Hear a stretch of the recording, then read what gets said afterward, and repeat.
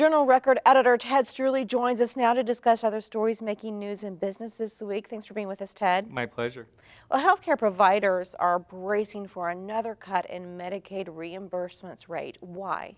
Well, the Healthcare Authority Board said this week they're going to cut Medicaid expenditures by 3%. That's going to save the state a little better than $28 million in expenses, but when you add to that the federal matching funds we're going to lose, it means that the Medicaid system is going to suffer more than a $77 million cut.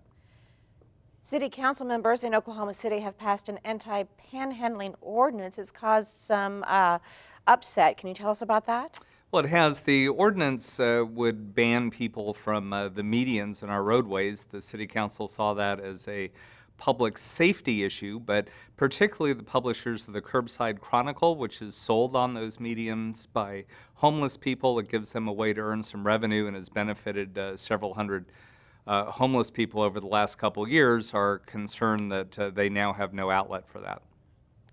Despite low oil prices, Devon Energy Corporation is buying some new assets. What's the story there? Well, they bought a company called Felix for about $1.9 billion. Felix had a lot of assets in central Oklahoma, very close to where Devon already has a lot of activity.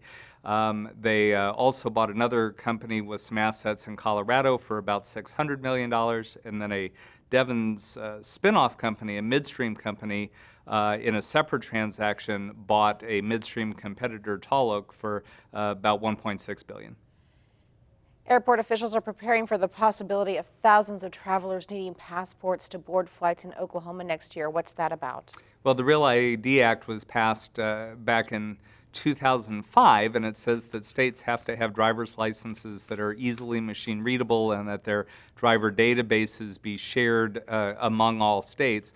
Oklahoma is not yet in compliance with that, so people would have to use passports for identification when they travel by air.